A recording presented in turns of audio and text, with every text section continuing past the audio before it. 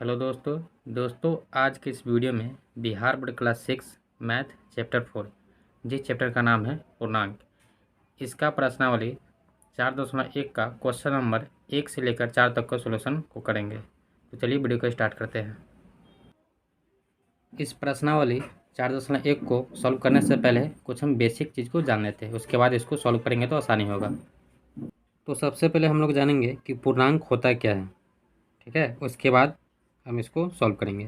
तो देखिए, अगर पूर्णांक की बात करें तो पूर्णांक जो होता है वो दो प्रकार का होता है। एक होता है धनात्मक पूर्णांक, एक होता है ऋणात्मक पूर्णांक। एक होता है आपका धनात्मक पूर्णांक तथा दूसरा होता है आपका ऋणात्मक पूर्णांक। अब देखिए, धनात्मक पूर्णांक किसको कहेंगे, ऋणात्मक पूर्णांक किससे कहेंगे। जब हम किसी संख्या को प्लस में लिखते हैं, जैसे +1 +2 +3 +4, अगर इस तरह हम लिखते हैं तो ये आपका धनात्मक पूर्णांक के अंतर्गत आएगा। अगर वही हम -1 -2 -3 -4 लिखेंगे, ये हमारा क्या होगा, ऋणात्मक पूर्णांक होगा।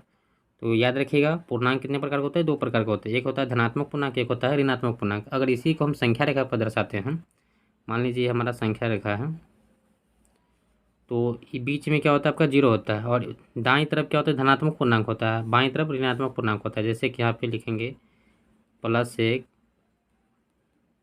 +2 +3 +4। तो ये जो दाईं तरफ वाला जो होता है वो आपका धनात्मक पूर्णांक होता है। इधर आपका होगा -1 -2 -3 -4, ये आपका क्या है, ऋणात्मक पूर्णांक है। इतना समझ गए। आपको इसमें ये क्या याद रखना है कि जो प्लस वाला होता है वो धनात्मक पूर्णांक होता है, जो माइनस वाला होता है वो आपका ऋणात्मक पूर्णांक होता है। यानी जब आगे की ओर हम बढ़ेंगे ना, तो आपका वो प्लस में जाएगा, वो धनात्मक पूर्णांक होगा। जब नीचे की ओर आएंगे तो वो माइनस में होगा, यानी वो जो होगा ऋणात्मक पूर्णांक होगा, ठीक है। क्वेश्चन नंबर 1 है, निम्नलिखित में प्रयुक्त हुई संख्याओं को उचित चिन्ह लगाकर पूर्णांक के रूप में लिखें। एक का ए है, पारा 0 से 4 डिग्री सेल्सियस नीचे है। तो इसमें क्या कर रहा है कि जो हमको संख्या दिया हुआ है ना, उसमें उचित चिन्ह लगाकर पूर्णांक के रूप में व्यक्त करना है। यानी अगर हमको देख लीजिए, यहाँ पे आगे की ओर बढ़ेगा यानी ऊपर की ओर जाएगा तो वहाँ पे धनात्मक चिन्ह का प्रयोग करेंगे। अगर नीचे की ओर जब आएगा तो वहाँ पे ऋणात्मक चिन्हों का प्रयोग करेंगे। आपको पता है पीछे कि पूर्णांक दो प्रकार का होता है, एक आपका धनात्मक पूर्णांक होता है, एक आपका ऋणात्मक पूर्णांक होता है। तो जब आगे की ओर बढ़ेगा संख्या, ऊपर की ओर बढ़ेगा तो वहाँ पे धनात्मक पूर्णांक का प्रयोग करेंगे, धनात्मक चिन्ह का प्रयोग करेंगे। और जब नीचे की ओर आएगा तो वहाँ पे ऋणात्मक चिन्ह का प्रयोग करेंगे। यहाँ पे क्या कर रहा है कि पारा 0 से 4 डिग्री सेल्सियस नीचे है। तो नीचे का मतलब क्या है कि कम हो रहा है, यानी माइनस में जा रहा है। तो यहाँ पे क्या लिखेंगे, यहाँ पे क्वेश्चन नंबर 1 है, एक का आपका कितना है, ए है। यहाँ पे क्या हो जाएगा, -4 डिग्री सेल्सियस। ये आपका क्या हो गया, आंसर हो गया। ये हमको चिन्ह लगाकर व्यक्त करना था। एक का ये हो गया। अब बी में देखिए क्या कर रहा। बी में है, एक हवाई जहाज भूमि से 1500 मीटर की ऊंचाई पर उड़ रहा है। तो इसमें क्या है कि भूमि से 1500 मीटर की ऊंचाई पर उड़ रहा है, यानी क्या है, ऊपर की बात कर रहा है, यानी आगे की ओर बढ़ रहा है। तो आगे जब बढ़ रहा है तो यहाँ पे कौन सा चिन्ह होगा, प्लस का चिन्ह होगा। तो क्या लिखेंगे, +1500 मीटर। आपका क्या हो गया, आंसर हो गया। बाद एक का सी है, यदि 5 कदम पूर्व की दिशा में चली दूरी को +5 से व्यक्त करें तो 5 कदम पश्चिम की दिशा में चली दूरी को किस पूर्णांक से व्यक्त करेंगे। इसमें क्या बोल रहा है कि यदि 5 कदम पूर्व की दिशा में चली दूरी को +5 से व्यक्त करते हैं तो 5 कदम पश्चिम की दिशा में चली दूरी को किस पूर्णांक से व्यक्त करेंगे। देखिए, पूर्व की ओर जा रहा है, तो देखिए इसको समझ लीजिए। आपका क्या है, एक का सी है ना। तो सबसे पहले यहाँ पे डायरेक्शन को शो कर देते हैं। ये आपका क्या है, ऊपर में जो होता है आपका नॉर्थ होता है, नीचे में आपका साउथ होता है। ये आपका क्या होता है, ईस्ट होता है, आपका वेस्ट होता है। तो 5 कदम किधर जा रहा है, पूरब में जा रहा है, +5 कदम पूरब में जा रहा है। तो पूछ रहा है कि जब 5 कदम पश्चिम की ओर जाएगा तो इधर क्या होगा, -5 होगा ना। ये आपका बताए थे ना कि दाएं तरफ क्या होता है, दाएं तरफ धनात्मक चिन्ह होता है, बाएं तरफ ऋणात्मक होता है। तो 5 कदम पूरब की ओर जा रहा है यानी ईस्ट इधर है, ये आपका क्या है वेस्ट इधर है। तो जब पश्चिम की ओर जाएगा यानी पश्चिम की ओर जाएगा तो यहाँ पे -5 हो जाएगा। आई बात समझ में? यहाँ पे लिख देंगे आंसर में -5। उसके बाद एक का डी है, बैंक के खाते में 500 रुपये जमा करना है। तो अब देखिए बैंक के खाते में 500 रुपया जमा करना है, यानी पहले से जो भी पैसा है उसमें क्या कर रहे हैं हम ऐड कर रहे हैं यानी जमा कर रहे हैं। तो वहाँ पे क्या होगा हमारा मनी जो होगा क्या होगा बढ़ेगा ना, तो बढ़ेगा यानी प्लस होगा, निकालेंगे तब तो माइनस होगा। तो यहाँ पे जमा करने की बात कर रहा है तो यहाँ पे क्या हो जाएगा प्लस 500 रुपया हो जाएगा। तो आप लिख दीजिए यहाँ पे आपका डी है ना, लिखेंगे प्लस 500 रुपया, आपका क्या हो गया आंसर हो गया। इस प्रकार हम एक को सॉल्व कर लेंगे। उसके बाद देखिए 2 नंबर में क्या है कि निम्नलिखित संख्याओं को संख्या रेखा पर निरूपित कीजिए। ये जो हमको संख्या दिया है इसको हमको संख्या रेखा पर क्या करना है निरूपित कर देना है, दर्शा देना है। तो आइए इसको सॉल्व करते हैं। तो देखिए सबसे पहले हम क्या करेंगे एक संख्या रेखा को खींच लेंगे। आपको बताएं कि बीच से क्या होता है, बीच में आपका 0 होता है और इधर क्या होता है दाएं तरफ प्लस में होता है, तो +1 +2 और इधर जो होता है बाएं तरफ वो क्या होता है माइनस में होता है, तो -1 -2। और यहाँ पे देखिए 2 का ए है, 2 का ए है, -1 को हमको क्या करना है संख्या रेखा पर निरूपित करना है। तो -1 तो देखिए -1 कहाँ यहाँ पे है, तो इसको हम क्या करेंगे गोल कर देंगे, ये हमारा संख्या रेखा पर इसको व्यक्त कर दे, ये हमारा क्या हो जाएगा आंसर हो जाएगा। उसके बाद 2 का बी है +5 यानी धनात्मक संख्या है। तो सबसे पहले यहाँ पे बी लिख देते हैं, धनात्मक है ना, आप एक संख्या रेखा को खींच लीजिए। यहाँ पे आपका क्या हो जाएगा बीच में आपका 0 हो जाएगा, इधर आपका 1 2 3 4 5, इधर आप -1 -2 -3 लिख दीजिए। अब हमको क्या करना है धनात्मक संख्या बोला है ना, तो धनात्मक किधर होता है दाईं तरफ होता है, यानी आपका धनात्मक है तो यहाँ पे इसको व्यक्त कर देंगे, हमारा क्या हो जाएगा आंसर हो जाएगा। 2 का सी है -4, तो -4 को हमको व्यक्त करना है। तो सबसे पहले क्या करेंगे एक संख्या रेखा को खींचेंगे। यहाँ पे देखिए आपका 0 होता है, -1 -2 -3 -4, तो यहाँ पे आपका क्या हो जाएगा -4 हो जाएगा, तो इसको गोल कर देंगे। तो ये हमारा संख्या रेखा पर इसको व्यक्त कर दिए।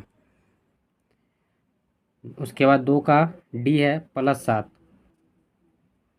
डी लिख दीजिए, एक संख्या रेखा पहले खींच दीजिए। +7 है ना, धनात्मक संख्या यहाँ पे देखिए प्लस है, तो हमको ऋणात्मक लिखने की ज़रूरत नहीं है, तो यहाँ पे 0 लिखिए। आपको दाएं तरफ धनात्मक संख्या होता है तो दाएं तरफ खींचेंगे, +1 +2 +3 +4 +5 +6 हो जाएगा। और उसके बाद आपका +7। देखिए यहाँ पे प्लस लिखा हुआ नहीं है लेकिन प्लस यहाँ पे क्या है छिपा हुआ है, इसलिए हम नहीं लिख रहे हैं, यहाँ पे घेर देंगे। ये आपका +7 यहाँ पे व्यक्त हो गया, हमारा क्या हो जाएगा आंसर हो जाएगा। उसके बाद 2 का ई है -8, तो सबसे पहले आप एक संख्या रेखा खींच दीजिए, संख्या रेखा खींच दिए।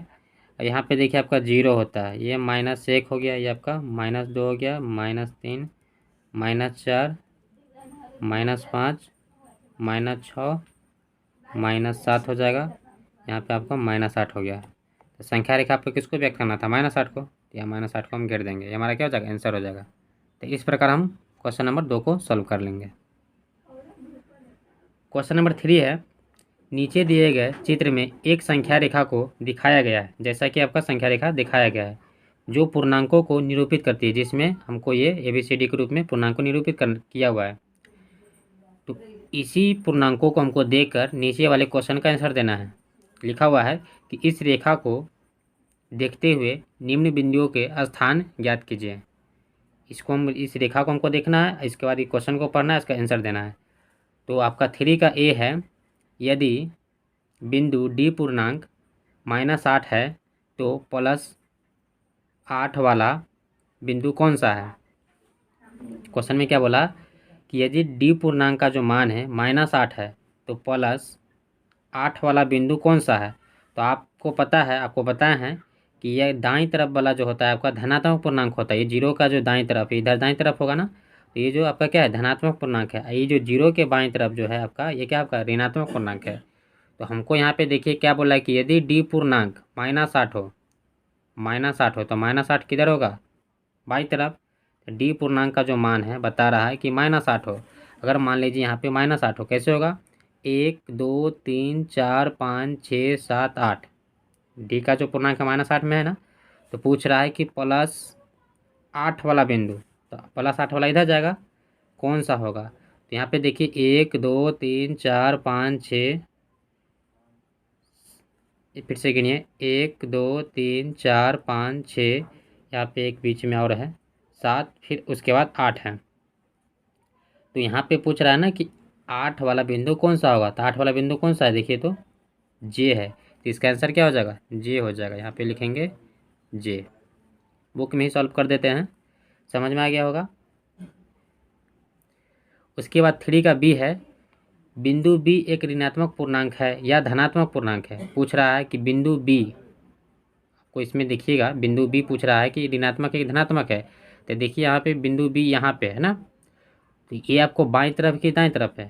तो आपको पता है कि जीरो का इधर वाला दाईं तरफ होता है, इधर वाला बाईं तरफ होता है।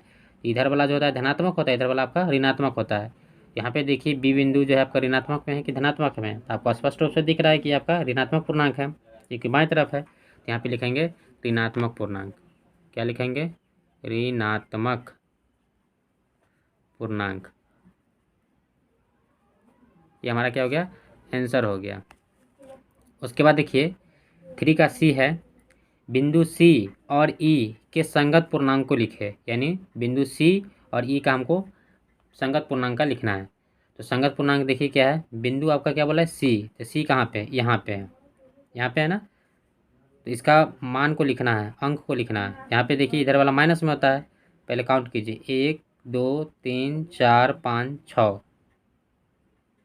6 पे है ना। तो ये आपको ऋणात्मक पूर्णांक है क्योंकि बाईं तरफ है। यहाँ पे क्या लिखेंगे, सी के संगत मान, संगत पूर्णांक लिखिए या मान लिखिए, पूर्णांक क्या हो जाएगा -6। उसके बाद बोला ई के संगत पूर्णांक, तो ई देखिए आपको दाईं तरफ है, तो दाईं तरफ प्लस होता है, एक एक है ना इसका संगत मान, लिखेंगे ई के संगत, संगत पूर्णांक क्या हो जाएगा, +1 होगा। ठीक है, क्योंकि ये धनात्मक में है। ठीक है, ये समझ में आ गया। उसके बाद देखिए 3 का डी है, इस संख्या रेखा पर अंकित बिंदुओं में से किसका मान सबसे कम है। क्वेश्चन को समझिए क्या बोल रहा है कि इस संख्या रेखा पर अंकित बिंदुओं में से किसका मान जो है सबसे कम है। तो आप एक चीज़ को ध्यान में रखिएगा कि कितनों बड़ा से बड़ा संख्या रहेगा, अगर उसके आगे माइनस लग जाएगा तो आपका सबसे छोटी संख्या हो जाएगा। जैसे यहाँ पे देखिए सबसे दूर में स्थित आपका -8 है, 1 2 3 4 5 6 7 8। तो इसके आगे यहाँ पे 8 लिख देते हैं, इसके आगे क्या है आपका माइनस लगा हुआ है, क्योंकि बाएं तरफ है तो ऋणात्मक पूर्णांक है तो माइनस लगा हुआ है। तो ये बड़ा है लेकिन माइनस लगा हुआ है सबसे, इसीलिए क्या हो जाएगा सबसे छोटा हो जाएगा, तो -8 हो जाएगा। इसका आंसर क्या होगा, -8। पूछा है ना कि किस इस संख्या रेखा पर अंकित बिंदुओं में से किसका मान सबसे कम है, तो -8 का सबसे मान कम है। उसके बाद 3 का ई देखिए, सभी बिंदुओं को उनके मानों के घटते क्रम में लिखिए। यानी घटते क्रम का मतलब क्या है कि सबसे बड़ा जो होगा सबसे पहले लिखेंगे, उससे फिर छोटा, फिर उससे छोटा और सबसे छोटा लास्ट में। तो आप यहाँ पे देखेंगे कि सबसे बड़ा जो अगर बात करें तो सबसे बड़ा बिंदु कौन सा है, जे है, क्योंकि प्लस में है। उसके बाद आई है, फिर उसके बाद एच है, फिर जी है, फिर एफ है, फिर ई है, उसके बाद ए बी सी डी। सबसे छोटा अगर बात करें तो -8 आपको जैसे कि यहाँ पे बताया है। तो लास्ट में ये लिखाएगा, सबसे बड़ा ये है तो सबसे पहले ये लिखेंगे जे को। यहाँ पर हम लिख देते हैं J comma I comma H comma G comma F comma E comma A B C D, ये हमारा क्या हो गया, आंसर हो गया। तो उम्मीद करते हैं कि आपको समझ में आ गया होगा। उसके बाद देखिए 4 नंबर में क्या करा है कि निम्नलिखित युग्मों में कौन सी संख्या संख्या रेखा पर दाईं ओर स्थित है। 4 का ए है 3,7, 3,7 जो है संख्याओं का युग्म दिया हुआ है। तो इसमें पूछ रहा है कि 3 और 7 दोनों में से कौन सी संख्या जो है दाईं ओर स्थित है। तो आइए इसको सॉल्व करते हैं। तो इसके लिए हम क्या करेंगे, सबसे पहले क्या करेंगे, एक आपको संख्या रेखा खींचना होगा। तो ये आपका क्वेश्चन नंबर 4 है ना, क्वेश्चन नंबर 4 लिख दीजिए। 4 का ए है, 4 का ए लिख दिए। तो सबसे पहले हम क्या करेंगे, एक संख्या रेखा को खींचेंगे। संख्या रेखा को खींच देते हैं। बीच में आपका क्या होता है, 0 होता है। ऐसे भी यहाँ पे देखिए दोनों धनात्मक संख्या है, तो यहाँ पे 0 लिख देते हैं। लिखेंगे 1 2 3 4 5 6 7। अब क्या पूछा है कि ये दोनों संख्या में सबसे पहले देखिए 3 है ना, 3 कहाँ पे है, यहाँ पे है आपका 3 यहाँ पे है। चलिए इसको घेर देते हैं। उसके बाद क्या है, 7 कहाँ पे, 7 यहाँ पे है। अब दोनों में से पूछ रहा है कि कौन सी संख्या जो दाईं ओर स्थित है। तो आप यहाँ पे देखिएगा, इधर वाला आपका क्या होता है, इधर वाला दाईं ओर स्थित धनात्मक संख्या होता है। दाईं ओर की जो संख्या होता है धनात्मक होता है। तो ये दोनों में पूछा है कि 3 और 7 में कौन जो है दाईं ओर स्थित है। तो यहाँ पे देखिए 3 उसके बाद 7 है ना, 3। तो दाईं ओर स्थित कौन होगा, 7 स्थित होगा ना। 3 के दाईं ओर स्थित कौन है, 7 है। इसका आंसर क्या हो जाएगा, 7 हो जाएगा। तो इसका आंसर बराबर लिखेंगे 7। उसके बाद 4 का बी है -5 और -7। तो -5 और -7 है ना, तो बी में है ना। एक संख्या रेखा खींच दीजिए। ये आपका 0 हो गया, -1 -2 -3 -4 -5 -6, एक आपका हो जाएगा -7। अब हमको क्या पूछा है कि -5 और -7 में दाएं ओर स्थित कौन है। तो आप यहाँ पे देखिए, इधर वाला पक्ष जो होता है आपके ऋणात्मक पूर्णांक जो होता है वो आपका बाईं पक्ष होता है। तो हमको इस पक्ष में पूछा है कि -7 और -5 में दाईं ओर कौन स्थित है। तो यहाँ पे देखिए -7, यहाँ पे -5 है। तो -7 जो है, -7 के दाईं ओर स्थित कौन है, -5 है ना। क्या कि इधर आपका दायां होता है ना, इधर की ओर दायां होता है। तो यहाँ पे दाईं ओर स्थित कौन है, -5 है। इसका आंसर क्या हो जाएगा, -5। ये आपको हम समझने के लिए संख्या रेखा को खींच रहे हैं। उसके बाद 4 का सी है 2, -2, 2, -2। इसी पर हम बता देते हैं। इधर आपका 1 हो जाएगा, 2 हो जाएगा, 3 हो जाएगा। अब देखिए यहाँ पे क्या बोला है, 2, -2। तो -2 तो यहाँ पे है, -2 यहाँ पे है, ये बाईं ओर जा रहा है। और दाईं ओर कौन जा रहा है, प्लस वाला 2 जाएगा ना। तो दाईं ओर स्थित कौन है, प्लस वाला ना। तो यहाँ पे प्लस वाला आंसर हो जाएगा। सी का आंसर क्या हो जाएगा, +2। ये हमारा आंसर हो गया। उसके बाद 4 का डी है -12 और +11। तो इसमें हमको पूछ रहा है कि दोनों में दाईं ओर कौन स्थित होगा। तो अगर आप संख्या रेखा को माइंड में सेट करते हैं तो दाईं तरफ जो होता है प्लस वाला संख्या होता है, बाएं तरफ क्या होता है, माइनस वाला संख्या होता है। तो आपको स्पष्ट रूप से दिख रहा होगा कि +11 क्या है आपका दाएं तरफ स्थित होगा, क्योंकि प्लस वाला इधर संख्या होगा और माइनस जो होगा इधर होगा। तो प्लस वाला संख्या आपको दाएं ओर स्थित होगा। तो इसका आंसर क्या हो जाएगा, 11 हो जाएगा। बुक पर ही सॉल्व कर दे रहे हैं। -5 और -8 है ना। तो -5 और -8 हमको पूछ रहा है कि दोनों में दाईं ओर कौन स्थित है। तो अगर आप संख्या रेखा पर दर्शाते हैं इसको, यहाँ पे चलिए हम दर्शा दे रहे हैं।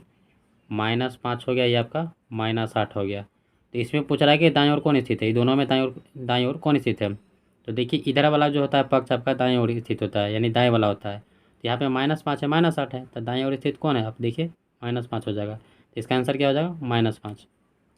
समझ में आ गया। उसके बाद देखिए 1 है, 4 का एफ में है 1 और 0।